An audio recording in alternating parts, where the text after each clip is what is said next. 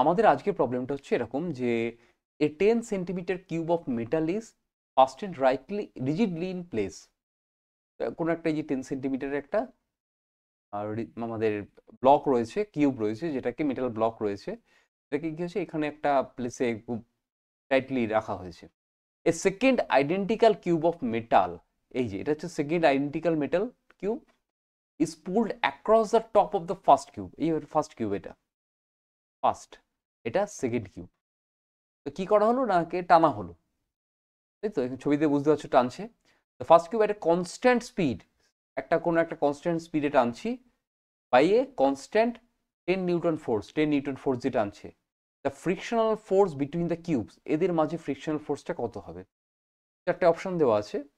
তো less than 10 Newton হবে, না ইকুয়াল হবে, গ্রেটার দ্যান হবে, ইত্যাদি। তা প্রথমে দেখি তোমাদের মনে হবে যে ফ্রিকশনের সেই কথাটা মনে করে দেখো, যেখানে বলা হয় যে যে ফোর্সে টানা হচ্ছে তার চেয়ে ফ্রিকশনটা কমে যায়, তাই না? সুতরাং তোমরা প্রথমে ওটা দাগ দেবে, যেটা ঠিক নয়।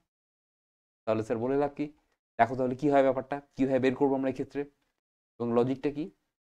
এই একটা ব্লক আছে, এই ব্লকের উপরে এই আর একটা ব্লক টানছি আমি এই বরাবর কোনো একটা ফোর্স দিয়ে, যে ফোর্সে ভ্যালু দেওয়া আছে থাক।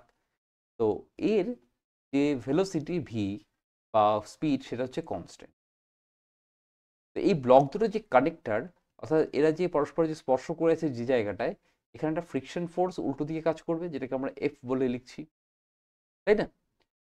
এফ বলে লিখছি।